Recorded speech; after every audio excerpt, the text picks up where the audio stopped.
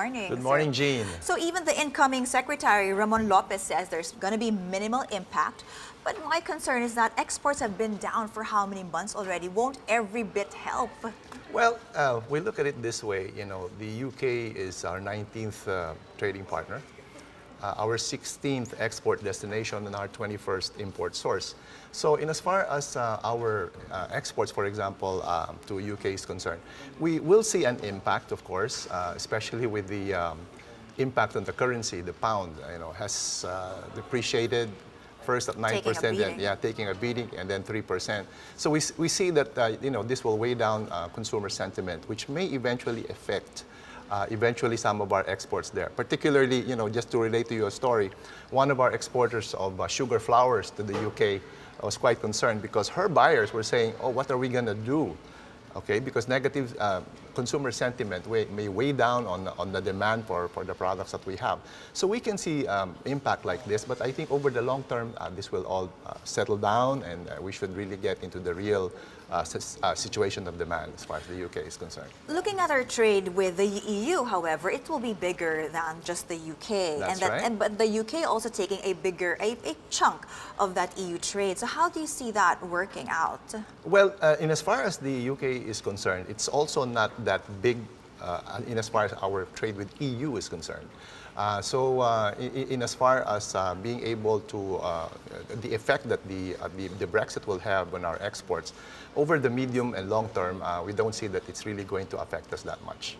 Now, we also had DTI Undersecretary Sefrino Rodolfo saying that actually in the immediate term, there might be an upside. Can you explain more on that? Well, the Philippines will probably be a more attractive destination for investments, particularly for services. We've had very good ratings as far as the UK is concerned, as far as services is concerned. So I think business decisions, they will have to make these business decisions, and I think the Philippines will become an attractive destination for UK investments. Against all this uncertainty. That's right. Now we have two targets for exports. We have we have 8.8% around the high side. The high side, 6.6% to 8.8%, and then from the DBCC, it's around 5 to 6%. Yes. We've had there's been a lot of pressure, downward pressure on exports lately. How are we looking at meeting that target? Well, the electronics sector, for example, is gung-ho on meeting their targets of 2 to 5% for this year. The chemical sector is also gung-ho that they will be meeting their targets to $5 billion. Are you also gung-ho about it? Yes. And as far as those sectors are concerned, processed food is also bound to go up because I hope we've already passed the difficulties of El Nino.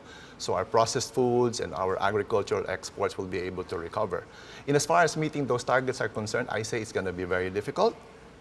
Okay, but we still feel confident that we will be able to at least be able to mitigate the effects of this because of our services exports.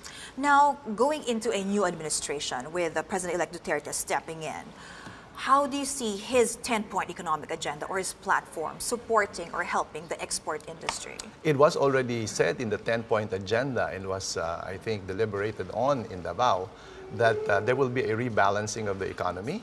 And especially in the case of NEDA, NEDA really wants to rebalance the economy by making it less consumption-driven, but making it more investment and export-driven. Can we do that now amidst all this global slowdown? Well, it's a challenge. It's a challenge, and it's a challenge that we're willing to take.